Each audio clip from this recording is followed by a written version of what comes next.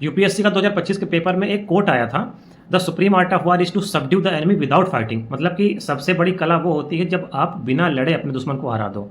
इस पर 1000 शब्द से 1200 शब्दों के बीच में लिखना था। यूपीएससी ने पूछा था 2025 में। तो इसको कैसे लिखेंगे, तो कुछ डिस्कस करते हैं। लगभग 1000 शब्द में डिस्कस करेंगे। पहली बात, ये कोट एक चीन के महान स्ट्रैटेजिस्ट सुनजू हैं, उन्होंने एक पुस्तक लिखी थी, एक किताब लिखी थी, द आर्ट ऑफ वार। उसी में इसको उन्होंने लिखा था, the supreme art of war is to subdue the enemy without fighting. ये स्टेटमेंट सिर्फ मिलिट्री डोमेन तक सीमित नहीं है, बल्कि पॉलिटिक्स, इकोनॉमिक्स, टेक्नोलॉजी, डिप्लोमेसी और इवन कल्चर तक लागू होता है। असली स्ट्रेंथ वही है जो बिना बैटल फील्ड में उतरे, बिना ब्लड शेड किए, सिर्फ स्ट्रैटेजी, इन्फ्लुएंस और नेगोशिएशन से एनिमी को सरेंडर करने पर मजबूर कर दे। किस चीज़ से? स्ट्रैटेजी, इन्फ्लुएंस और नेगोशिएशन। हिस्ट्री हमें बताती है कि जो विक्ट्री स्वॉर्ड और गन से मिलती हैं वो टेम्परेरी होती हैं, लेकिन जो जीत माइंड, आइडियाज़ और सॉफ्ट पावर से मिलती है वो परमानेंट होती है। एंशियंट इंडिया इस थॉट का बहुत बड़ा एग्जाम्पल है। चाणक्य ने साम दाम दंड भेद की पॉलिसी अपनाई थी, जो साइकोलॉजिकल और डिप्लोमेटिक स्ट्रैटेजी पर आधारित थी। चंद्रगुप्त मौर्य ने सिर्फ मिलिट्री पावर से नहीं, बल्कि मैरिज अलायंस और इकोनॉमिक कंट्रोल से भी एम्पायर को एक्सपैंड किया। अशोका का ट्रांसफॉर्मेशन तो और भी बड़ा इसका एग्जाम्पल है।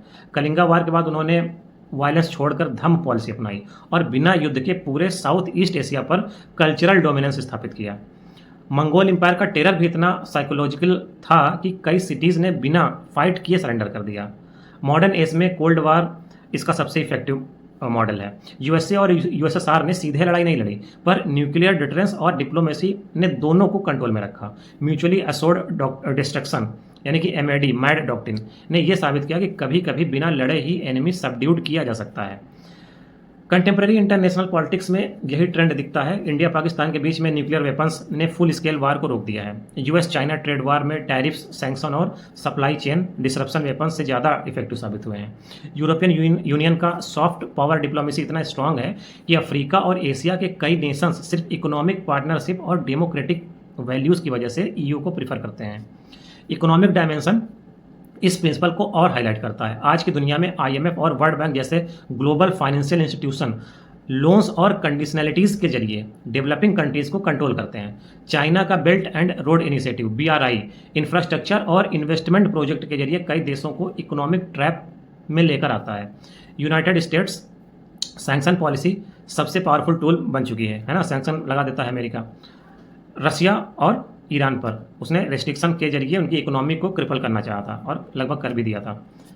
सिप्री रिपोर्ट 2023 के अनुसार ग्लोबल मिलिट्री एक्सपेंडिचर $2.4 ट्रिलियन था, लेकिन इकोनॉमिक सैंक्शन और साइबर वारफेयर से होने वाला नुकसान कई बार ट्रेडिशनल वार से भी ज़्यादा होता है। टेक्नोलॉजी और साइबर डोमेन ने भी ये दिखाया था कि एक्चुअल युद्ध के बिना एनिमी को कैसे वीकन किया जा सकता है। 2010 का Stuxnet virus Iranian nuclear facilities को नुकसान पहुंचाने का सबसे बड़ा साइबर वारफेयर एग्जाम्पल है।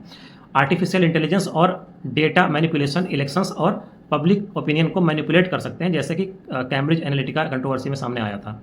स्पेस डोमेन भी एक साइलेंट वार जोन बन चुका है, जहां सैटेलाइट कंट्रोल और सर्विलांस सुपरियोरिटी से एनिमी पर डोमिनेंस बनाया जा सकता है। सोशल और कल्चरल एंगल से देखें तो सॉफ्ट पावर आज सबसे बड़ा वेपन है। इंडिया का योगा, बॉलीवुड और डेमोक्रेटिक क्रेडेंशियल्स ने ग्लोबल इमेज को इतना स्ट्रांग बना दिया है कि बिना फाइटिंग इन्फ्लुएंस क्रिएट किया जाता है। यूनाइटेड स्टेट्स का हॉलीवुड हो गया, मैकडोनाल्ड हो गया, एप्पल हो गया, पॉप कल्चर हो गया, इन सब ने पूरी दुनिया के माइंडसेट को सेव कर चुके हैं ये लोग। रिलीजियस इन्फ्लुएंस भी एक तरह का सॉफ्ट पावर है। वेटिकन से लेकर इस्लामिक स्कॉलर्स तक लोग आइडियाज से कॉन्कर होते हैं, ना कि वेपन से। मॉरल और फिलोसॉफिकल पर्सपेक्टिव से गांधी का सत्याग्रह सबसे बड़ा इलस्ट्रेशन है।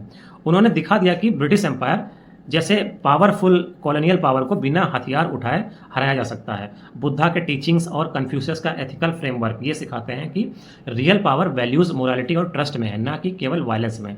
आज के कंटेम्प्रेरी जियोपॉलिटिक्स में कई लाइव एग्जाम्पल दिखते हैं। इंडिया भूटान रिलेशन ट्रस्ट और कोऑपरेशन पर आधारित है। यहाँ किसी वार की जरूरत नहीं पड़ती है। रसिया यूक्रेन वार में वेस्ट ने नाटो ट्रूप भेजने की बजाय सैंक्शन, फाइनेंशियल एड और टेक्नोलॉजी एम्बार्गो का इस्तेमाल किया। अगर इसे मल्टी डायमेंशनल व्यू में देखें तो पॉलिटिक्स में नेगोशिएशन और अलायंस सबसे इफेक्टिव टूल्स हैं। इकोनॉमिक्स में ग्लोबलाइजेशन और इंटरडिपेंडेंस वार को अवॉइड करने के लिए नेचुरल चेक बनाते हैं। टेक्नोलॉजी में साइबर और इंफॉर्मेशन वारफेयर वेपन से ज़्यादा डेंजरस साबित हो चुके हैं। एथिक्स ये बताती है कि सस्टेनेबल पीस सिर्फ ट्रस्ट और अहिंसा पर टिका होता है। सिक्योरिटी थ्योरी में डिटरेंस सबसे बड़ा एविडेंस है कि बिना लड़े एनिमी को कंट्रोल किया जा सकता है। लास्ट में तो यही कहा जा सकता है कि ये साफ है कि सुंजू का डिक्टम केवल वार स्ट्रैटेजी नहीं बल्कि लाइफ का यूनिवर्सल ट्रूथ है। ट्रू स्ट्रेंथ वही है जो बिना फाइट के आइडियाज़, स्ट्रैटेजी और डिप्लोमेसी से ओपोनेंट को डिफीट कर दे। आज के न्यूक्लियर एज में जब वारफेयर ह्यूमैनिटी के अस्तित्व के लिए सबसे बड़ा खतरा है, ये विजडम और भी रिलेवेंट हो जाती है। इसलिए सुप्रीम आर्ट ऑफ वार वही है जो एनिमी को बिना लड़े सबड्यू कर दे। यही रियल विक्ट्री है और यही रियल पावर है। तो इस तरह से हमने पूरे एस्से को लगभग 1000 शब्दों में डिस्कस किया।